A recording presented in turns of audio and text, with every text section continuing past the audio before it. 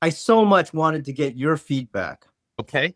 on the book because you're one of my mentors, right? You're one of the guys that I really like. Oh man, there's John. And not only the fact that you're an accomplished martial artist, you're also an educator. You're a professor.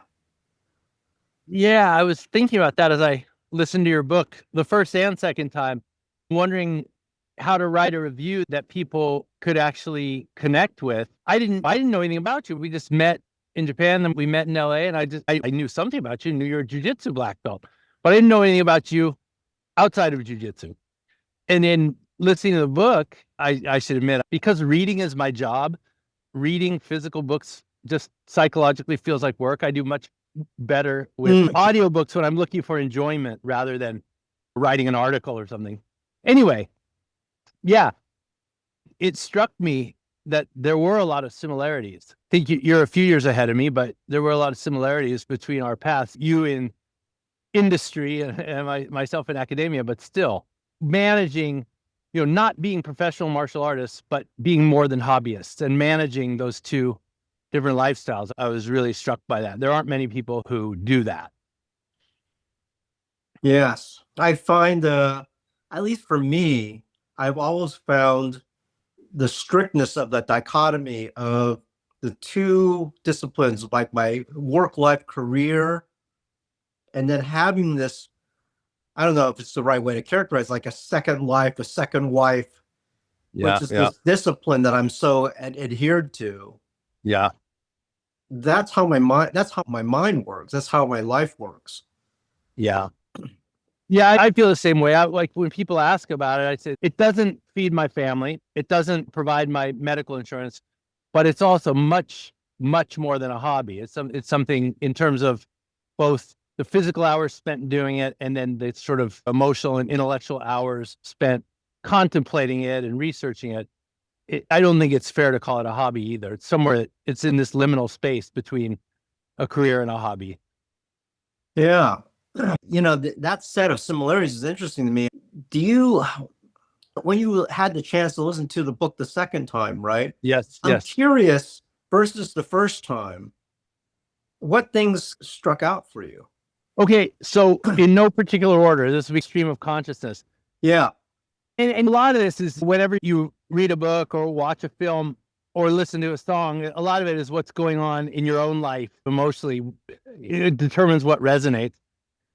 When you're talking about what is in your circle, you said Master John had said, like, all of the stuff that someone does out there in martial arts languages until they're in kicking range, Right. unless you have a 10-foot spear that you're fighting with. But if it's empty-handed combat, they're just dancing, and you might as well just watch them dance and waste energy, and you conserve your energy. And then when they encroach upon you physically or emotionally, that's your time to mount an appropriate response. Of course, academia is every bit as petty and cutthroat as the business world. It's just there's no money in it. So you would ask, like, why do you do it? It makes sense if you're a corporate lawyer, right? Your life is horrible, but you have a lot of money. Ours is horrible, we have no money. Anyway, there are all kinds of people dancing on the fringes and doing all kinds of things that, if I let myself be disturbed by them, are objectively disturbing. That kind of wisdom helps me subjectively limit my attention. It's, hey, do I know on some level that what they're doing is wrong? Of course I do, but I also have things that are already within my circle, both positive and negative, mostly positive, that I should be spending my time and energy on. My wife, my daughter, my students. And even with my students, there are always students. We have a big organization over here in Korea, and there are always people who use the name and show up once a year when it profits them, and then the rest of the time they don't contribute. And then there are the people who are there training with you day in and day out and really contributing. And I made the mistake of spending a lot of energy worrying about the people who weren't doing the right thing rather than spending all that energy on the people who are actually with me. So that really resonated as true and helped me to refocus on the things. In your book, it was threats, but I think implicitly it can be negative or positive things, right? Yeah. That you should be focusing on. They have the power to influence you, and by contrast or by exchange, you have the power to influence them. And that's really where we should be focusing our attention. That helped me a lot at this point in my life, just to refocus. Yeah. Well, that's great to hear. It was something, when Jun Chung said it to me, and I was so early in my martial arts journey, Yeah. it just hit me. Yeah. And it was just so, look, buddy, your limb only is this far out. Yeah. Yeah. It really doesn't matter what happens outside that range. Yeah. I was just so flabbergasted by it a little bit. Yeah. Because Yeah. I thought I was dancing pretty good. And you probably were. But to what effect? So that's really great to hear. And on that notion of the circle, and I actually hear a lot about the politics of education systems, especially in the US. I assume it's the same everywhere. Yeah, we don't have, fortunately, and some people are going to hate me for this probably, but we don't have the extreme issues that the US has right now, I think. But the normal everyday politics are basically identical. Wow, that's really interesting. Yeah. Yeah. Oh, what other things struck you from the book? Let's see. There were so many. For me, I would just say all of it was self-evident truths, but at the same time, that's because I've been doing martial arts my whole life and also academics most of my life, and the commonalities. And you did such a good job. I know this to be true. I don't talk about it enough or think about it enough. To me, it's just like common sense. But I think we need books like yours, because for a lot of people who haven't done these two things together, whether that's business or academics, law, medicine, anything, and martial arts, I think they don't realize the commonalities. And they don't realize that something your Taekwondo instructor could say to you about not even really fighting, it would apply to fighting, but even just training to fight with people who hit you and kick you, but if they knock you down, they're not then going to take a baseball bat and start hitting you with it. You trust them, even though the sparring is real and you might take some good shots and have some bruises. They're your classmates. You're not going to get stomped by their friends and things don't go your way. That they apply so seamlessly to being a good businessman, to being a good professor, to being a good lawyer, to being a good doctor. And that's the first thing. And the second thing is when people say this, because you hear your book was great at doing it, but more like less elaborated and more off the cuff. You'll hear Keto Gracie will say things about this, and it's very good. People need to hear it. But what I think people maybe don't realize that it's also very possible to be, and not only possible, common to be a really excellent martial artist and a shitty human being, and a really excellent professor or doctor or lawyer or businessman and a shitty human being.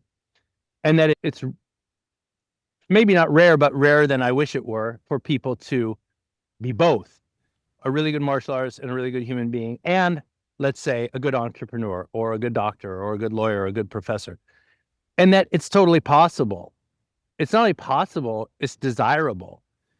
And your book really helped me concretize that thought in my head and how to explain it to people, because there's this false dichotomy like, oh, but if I spend 2 hours doing Brazilian Jiu-Jitsu every day, that will take away from my research or my money making or my doctoring or whatever. And I tell people, no, it doesn't work that way. If you spend, and I say 2 hours, let's say even in an hour class, to be honest, you got the driving and you got the shower and you got the driving back. So even if you took an hour class, which I think is the minimum effective dose, I don't think like a 30-minute class is really worthwhile. An hour and a half would be ideal. But let's say you're taking an hour class, you're very busy. It's 2 hours out of your day. But the false dichotomy of there's a pie and there's limited slices and you just took 2 slices out of a 24-slice pie, it's not that way. It is, you are going to go back to your research or whatever you do, or your family, your wife and children, or your husband and children, as the case may be, with more focus, more energy, and you're going to be that much more efficient and productive. So it's not really that simple math that people think it is. I never thought about it as poignantly as you just characterized it. Your book helped me focus. So like, how should I put this? Because it's obviously true. Yeah. The whole notion of the concept of efficiency. Yeah. and how that translates, that's so true. Yeah. Like, I find from my daily routine that it does make everything else Yes. so much more easier, Yeah. clearer. Yes. And if I don't have that, I feel like I would be more lost in the shuffle. 100%. Yeah, 100%. And I used to, myself included, I tell all my students this. When I was writing my dissertation, there was a time for about 3 months when it was a real crunch. I'd sent my wife and daughter back to Korea to stay with my in-laws so I could just basically work all day and finish. And at that point, if you don't finish, you're a dead man. You tell your wife, I'm going to live alone for 3 months. And you have to take care of, and Anna was like 2 years old at the time. And you have to take care Wow. of Anna and go back and live with your family, which I love her family. Living with your own family can be hard when you're an adult. And I did that on purpose. So I had no choice but to finish. And back then I was younger and less mature. And so I was almost not doing jujitsu. And of course I told my instructor and he was totally supportive. And so I would just go in on Saturdays to say to myself and others, like, I have not quit. I just have something that's very pressing, which is psychologically different, I think, than quitting. It's hard to come back if you psychologically feel like you've quit something. Anyway, the point being now, as someone I probably have less physical capacity, but I'm more mature, I would do the opposite. I would try to get a 6 a.m. class probably so I didn't break my momentum up of researching and writing. But even if I had to go in at a noon class or something, I would wake up, I would research and write until 11. I would run in there, do a quick noon to 1 class, and I would come back and work from 1 till 10 at night. And I'm sure 100%, knowing what I know now, I would have actually been more productive, not less.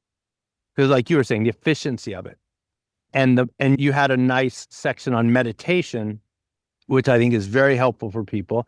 They also think it was great that Grandmaster Kong, he's smart. He said, do you have 2 minutes? And no one can say no without lying. Very smart. That's like the salesperson getting their foot in the door, right? All you need to do is you get your big toe in the door and later you'll be in there selling your vacuum cleaner or whatever. So very wise of him, I thought. That was a good anecdote. But anyway, I lost my train of thought thinking of what a good story that was about Grandmaster Kong. But yeah, meditation. And now I do yoga and I meditate, and it's like that too. It's not like I don't have 15 minutes. It's, oh, you're really busy. You better do 30 minutes then instead of 15, because it will actually clear all the trash away and let you not simply have writer's block or whatever the business equivalent of that is, staring at a blank screen and the paralysis of having too many things to do. It's so important to be able to find that stillness. Yeah. That kind of time for yourself. Yeah. And I think by having the respect for your own being, right? It's kind of like you kind of command that for your day. Okay, I need to take care of myself. And by having that centeredness, from there, I can go throughout the rest of my day. Absolutely. Travis Davison, he's the vice president of SBG International. And he's a very motivated, busy, giving person. And it's work. He's working on his jiu-jitsu, his weightlifting, but mostly on his students and his family. And he has other businesses. And he handles the business of SBG. And he has a few gyms as well. And I don't think this is a secret or he'll be angry at me. I think he's pretty open about it. He was very stressed out, as one would be in that situation.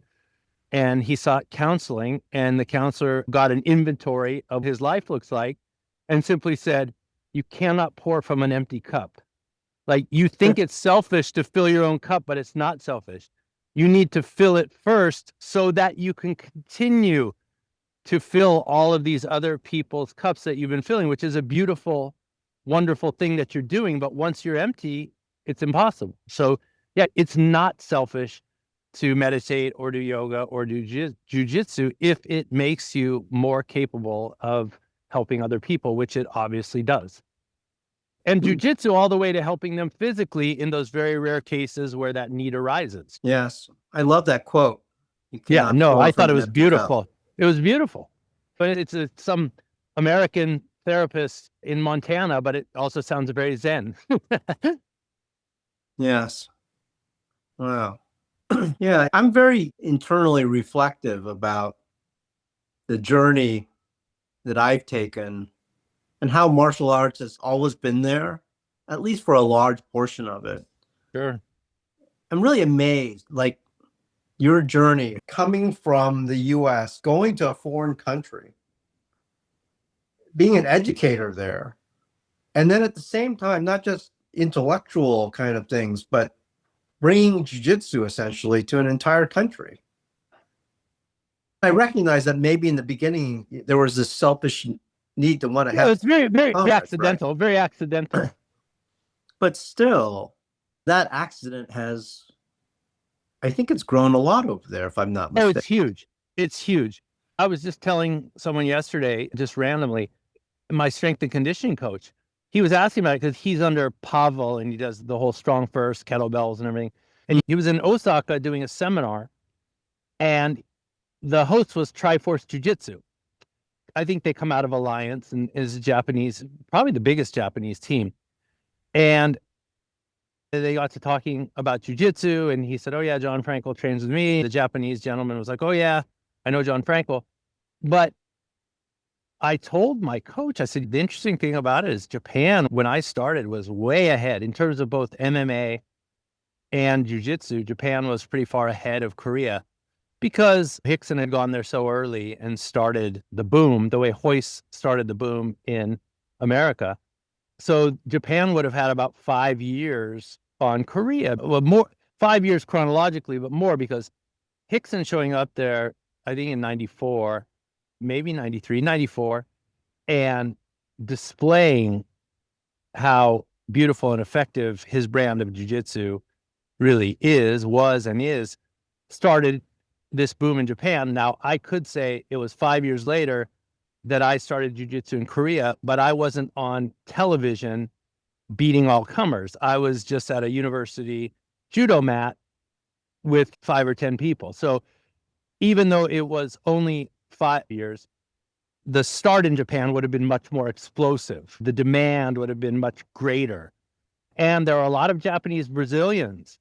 There aren't a lot of Korean Brazilians, and a lot of them returned to Japan once they realized they had been doing jiu-jitsu in Brazil, and when they realized there was a market, they returned, and so things were much more rapid in Japan. But today, I would definitely say, in terms of jiu-jitsu, no-gi jiu-jitsu, and MMA, Korea's considerably ahead of Japan.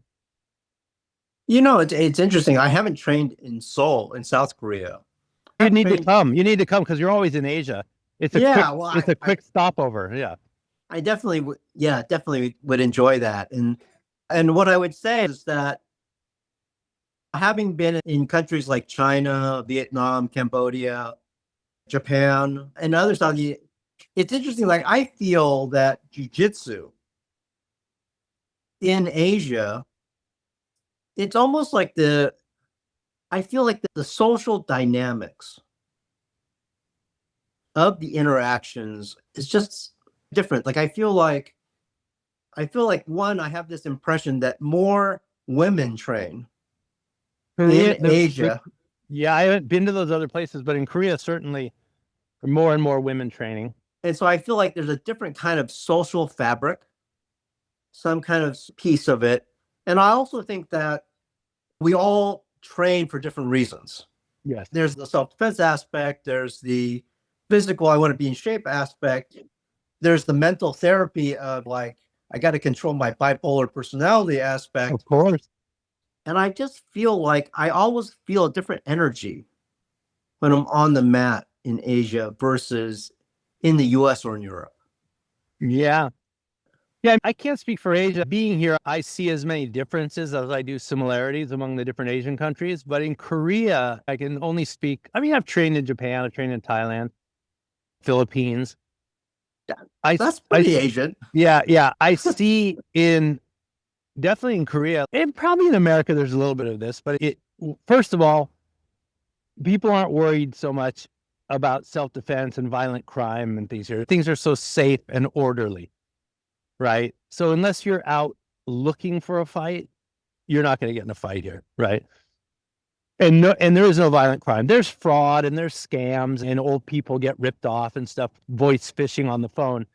But there's no real violent crime to speak of. In every country, there are murders of lovers, passion, these types of things. Someone cheats on you and all that, but that's a personal problem that leads to that. There aren't random acts of violence here the way there are in the US. So people aren't hyper vigilant about physical safety. And I should say women maybe a bit more than men, because I'm a man and I'm a medium-sized man. And so it's different for a small woman. Like there is like sexual abuse. So I can't speak for women, but compared to America, let's say, that's not a main motivating factor for a lot of people. It's more to get in shape and to have a social circle, like whatever. Some people it's mountain climbing. Yeah, some people it's mountain climbing. Some people it's scuba diving, whatever. But the things people do tend to become also their circle of friends. And so that may be what you're seeing as well. It's not just go in, try to beat each other up and leave, right? They're That's often right. going out for Yes. dinner and drinks or meeting outside of jiu-jitsu. Yeah. No, that's absolutely right. So I'm curious about your other thoughts from the book, other things that popped out for you. Let me think real quick. I'll tell you something that has nothing to do with martial arts, really. I guess it does in a certain sense, but just knowing nothing about business, and that's partially by choice. It just doesn't interest me, which is why I went into academia. It was very informative, like to see how much is involved and how high stakes it can be, and the sort of amalgamation of skill and luck. And what you were talking about, talk from Sony, how Yes. much instinct rather than you can plan for 100 hours, you stay up all night for 2 weeks and plan. And then at some point it's, no, I have to trust my gut. And all of that was really interesting because I probably tended to have a prejudice that things were much drier and more boring, just to comfort myself for not going into that world. And so you actually did a good job of showing, yes, it's hard. Yes, you're going to be working your butt off, but there's a time for humanity and trusting your gut and all the same things that you're doing in martial arts or in a friendship or a love relationship, or just how human beings have to behave to get on in the world effectively. Business is no different. And you did a good job throughout the chapters of sprinkling that in. So it's very interesting for me. And then to know you personally, because oh yeah, he's a black belt. And we share a kind of, these days, minority vision of jiu-jitsu, which is what Hickson believes it is, not what the trillions of people doing barambolos think it is. And so like I knew that little part of you, but it was good to get a peek behind the curtain at other things. And I will say, and I don't say this lightly, you're smiling, and I think we built enough trust. When I read Hickson's second book, the parts that I liked the most were, the first one was obviously, look, he's arguably the best to have ever done Brazilian Jiu-Jitsu. If you define Brazilian Jiu-Jitsu as gi, no gi, and vale tudo, not just gi or not just no gi, which is, when I learned it, the triangle that's in so many logos, my own included, was partially because an equilateral triangle is the most stable. If you look at it three-dimensionally, it's actually a pyramid, right? That's the most stable shape with the most base. And if you tip a pyramid over, you just get another pyramid. You never really win, right?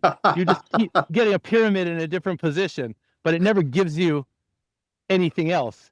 And so I like that idea. And the other way it was explained to me at Hickson's, because that's where I started, was, look, there are three parts to this. There's jiu-jitsu, which is not gi, no gi. That's a false dichotomy.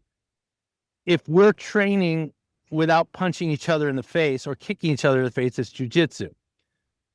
Gi or no gi is not an issue. And then self-defense is using jiu-jitsu to defend yourself against an untrained person. And vale tudo, because when I started, there was no word MMA.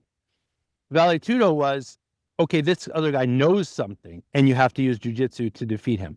But those three parts of the triangle were essential, and you couldn't say you are a jiu-jitsu practitioner or not a skillful practitioner. Now, no one is equally skilled, because some people want to be MMA fighters, and some people like the gi, and some people like no gi, and that's fine. But you can't like they do these days, you can't simply wholly ignore two sides of the triangle and expect that kind of stability. And Yes, right.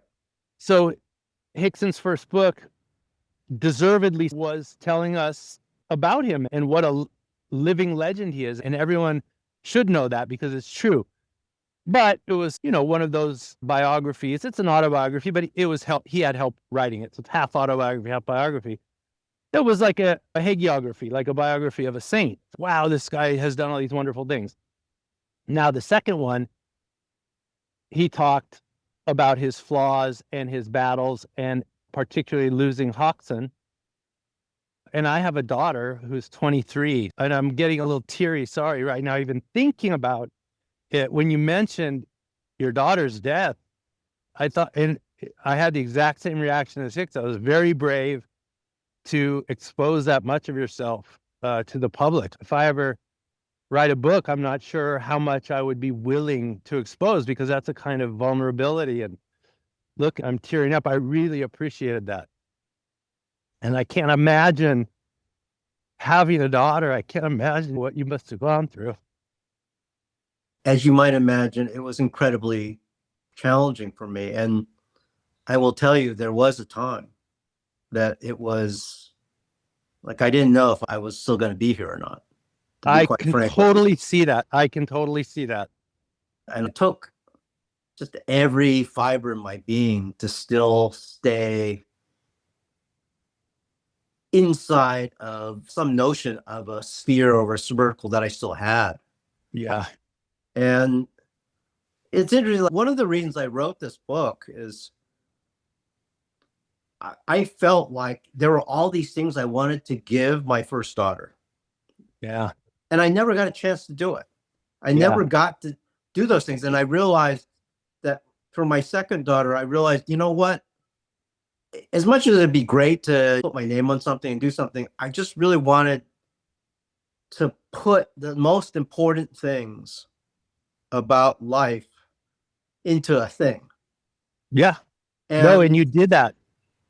Yeah. And so that's the behind the scenes driver, and the amount of attention or importance to each of the words in the pages. I just kept thinking to myself, she's going to be 21 next year, but the reality, she's still young and she's still claiming the world. And and she knows about the book and has read different parts of the manuscript. But the reality is that maybe some point later, she's going to pick up this book again. Yes. And that's the way I think about it. This is my value. This is the essence of what I've learned. That's wonderful. Yeah. No, and I don't think there's any conflict between doing that on one level for your daughter and then having it help thousands or tens of thousands of other people. Truth is truth, and first principles are first principles. One of my best teachers was not a martial artist and was not an academic. I took a short but serious foray into bladesmithing, actually. Wow. Yeah. In Korea, it's so hard. The laws regarding knives and swords are very strict, and the space in Seoul is very limited. So I'd have to drive out to the countryside. But yeah, for a decade or so. And J.D. Smith, he's a master bladesmith with the American Bladesmith Society. It would be like 5th-degree black belt or 6th-degree black belt with the under Hickson or IBJJF. You can get better, but that's the highest formal ranking. Anyway, everything he taught me was first principles. So it applies to academics. It applies to jiu-jitsu. It applies to any kind of art. And he's a sort of multi-talented artist as well. So I think, yeah, your book will apply to human beings. If they get hung up on, I don't sell light bulbs, they would be very ignorant. Or I don't do jiu-jitsu. That would be the most ignorant way to look at it. But if someone reads it with an open mind and just be like, oh yeah, like your circle, like every single human being in the world, if they're intelligent enough, can apply that to their life, right? Yes. Yeah, I've used that so much now in my life. It changed my life when you did that. Yeah. It really gave me like, oh yeah, that's out of my reach. Yeah. The first time I heard it was Andy Stumpf. I don't know if you listen to his podcast, a former Navy SEAL. He's now a black belt in jiu-jitsu, started very late, but is very talented. He was talking about it once 5, 6 years ago. And I don't know if this is a Navy SEAL thing or if he got it from some other place, but he talked about your circle of concern versus your circle of control. And it's exactly what John Chong says. So your circle of concern is like, yeah, world hunger, global warming. And there's so many people on the internet losing friendships and losing sleep and wasting time about whatever, 100 things they're concerned about, but they'll never be able to influence positively or negatively while they drift away from their wife or while their belly grows and they get type 2 diabetes and whatever else, all the things they could actually totally control and would actually make a qualitative difference in their life, they're ignoring. And his point was, look, yes, we all have a circle of concern, and usually it's global. It spreads to starving children in Africa. But you should really be focusing your energy on your circle of control. What can you positively influence? So you've influenced a lot, right? How many schools now carry the Oh, geez, moniker they of- tell me, so I don't keep track of it. I actually pay a person to keep track of it because, like I said, I deliberately did not go into business and I don't like doing business, and I give it to people who are good at it. Several months ago, he said we broke 130. So that's 130 schools that are one way or another. So I have two options. You can be John Frankl Jiu-Jitsu and then plus your neighborhood or your county or whatever, a geographical name. Okay. Or there are people who come to me already having a name brand. There'll be an MMA team, right? There's one called MMA Story and there's one called Strong Wolf, and they have all these names, right? And they don't want to give up their brand for obvious reasons. And so I don't force them to give up their brand. What I say is it can be like here, across the top of your logo, it would be John Frankl Jiu-Jitsu, and it would be like Pasadena or something. Or it could be MMA Story, and then on the bottom, it'll say John Frankl Team. So they're jiu-jitsu. They're doing all kinds of other things, but it's a signifier that their jiu-jitsu is coming from our team. Yeah. And how many people's lives do you think you've touched now in this indirect network of? Yeah, I can't even calculate it because what's 130 schools at 100 per school, and then what's all the seminars I do in America and in Canada and Japan and other places in the world. And then are you talking about just jiu-jitsu or in general? Because No, in general. thousands of students. I've been here for 20 years and thousands of students have taken my courses. It's just jiu-jitsu is different because I have people who have been with me for 20 years. And academia, it's more like a semester. So the definition of touch will be different. But yeah, it's considerable. Wow. John, it's super impressive. Well, like I said earlier, that when I was talking about learning a little bit about business from your anecdotes in your book, I really, as I get older, practice gratitude more and acknowledge the role of luck in all of my success. I would never say I'm lazy. I would never say I didn't work hard. That would be false humility, but it would also be completely arrogant to ignore how many thousands of times I've been at a crossroads and picked one or the other and gotten lucky when it really could have gone either way. I don't believe in a God that likes me more than other people. That would be a weird God. And I'm going to punish you so I can give John more of this. That would be a very weird God. But I do believe in God in the sense of there is some power that created the universe. And boy, it's been better to me than not. And I practice gratitude and thanks every day for that. Yeah, no, I totally am with you on that. I'm very much a believer that we're all uniquely special and that there's something much more greater than the regular human being. Yeah. And that's very clear to me that the universe is so much more. Yeah. Yeah. I really greatly appreciate this time that you carved out. No, my pleasure. And I'm really appreciative that you read. No, listen, I read it Does twice. It's like an occupational hazard. I am by profession and temperament a professor.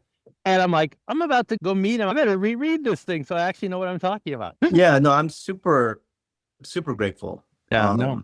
I'm grateful you wrote the book. I think it's going to help a lot of people. Like jiu-jitsu, they have to take the first step and open their minds and everything. But I would listen to anyone out there who buys it and doesn't agree with me, write a bad review of me, not of the book. Yeah, no, yeah, I can't say no, John. I'm really like, I just, you're one of the guys. You're one of the guys Well, that I I really appreciate that. look up Yes, to. it's 32 years for me now, and I feel better than ever. There are obvious, if you're talking about the physics of it, and you know this a few years ahead of me, obviously the physics of aging are the physics of aging, and none of us escapes that. We watched Alio in his later years. We're watching Hickson now. Nobody escapes that. But I will say, I feel better than ever, and physically, mentally, and there are some good things. If you keep with jujitsu, I'm not delusional. I don't think 58 is the time to start trying to get into the UFC or anything. But boy, this idea that, oh, I'm 35, I'm over the hill is also complete and utter nonsense. And I think with proper training, proper nutrition, when I say proper training, not trying to smash other people and yourself, but trying to actually train to improve, which is another nice little subchapter of your book, which totally resonated with me. You're training to be better at jiu-jitsu, not for a result today or tomorrow. And better at jiu-jitsu means 10 years from now and 20 years from now. And that too, it's like, gee, sounds like marriage. Gee, sounds like my career. And so, yeah, I feel lucky. And then I've been doing jiu-jitsu longer than you have, but you've been on the planet longer than I have. It's always good to see people who are still serious about it and active. It just reaffirms what I already believe. Yeah. Okay. 5 more years, no problem. 10 more years, no problem. Just keep doing what you're doing. Yeah, I liken the notion of, it's not like I have more energy, right? The amount of energy I have is what it is. But when I roll and I'm there in this confrontation, it's just easier now. Yes. It's just okay. Yes. You're doing these things, but the ability to flow Yes. is just becoming easier and easier. Yeah, absolutely. And so my use of the energy is just using it differently. Yes. And so I Yeah. still find myself able to do all these different things. Yep. And that's what I think. And that's why I think jiu-jitsu is so unique versus other martial arts, because you can really practice the flow Yes. at almost full intensity the whole time of the evolutionary Yes. process. Yes. And because of connection, you don't need that physical speed of eye to hand or eye to foot. This is absolutely impossible in boxing, kickboxing, taekwondo. You're not connected. So if someone who is younger, stronger, and faster than you initiates first, you're probably going to take it right in the face at some point, right? Whereas jiu-jitsu, I'm connected to you. So like, you don't initiate before I feel you initiate. Those things happen at an identical time. So there's no deficit like there is when you're disconnected. So yeah, I think it's ideal as you age. And I think that this notion of the way you describe the connection, it's not really talked that much about, right? We talk about why you go to the ground, but this is like another hidden aspect of why you want to go to the ground. Hickson talks about it, and people say, yeah, but show me a new choke. Oh, yeah, but show me a new armbar. No one really breathing and connection.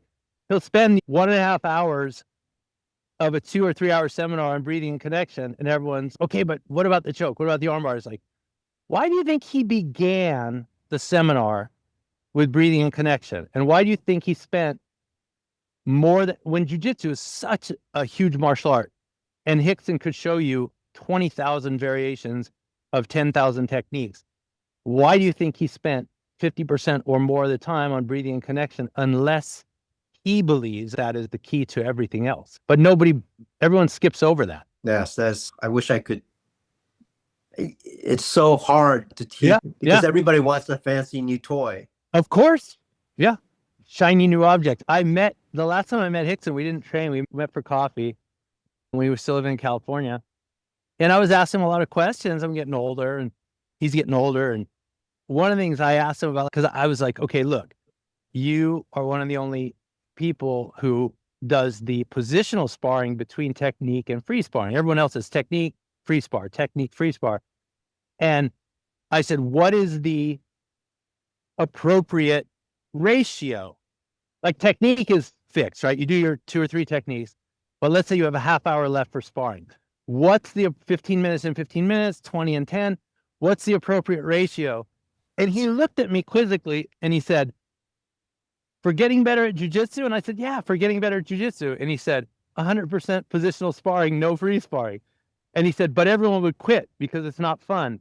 And so you give them a couple rounds of free sparring at the end, they get their endorphins up and they leave all high and giddy and come back the next day. And I thought that was a brilliant answer. Wow, that's a great story. Yeah. Look, John, I really appreciate the time. Yeah, absolutely. And I'll be in California or you'll be in Asia. We'll see each other sooner rather than later. Yes. Anytime you're in San Diego, please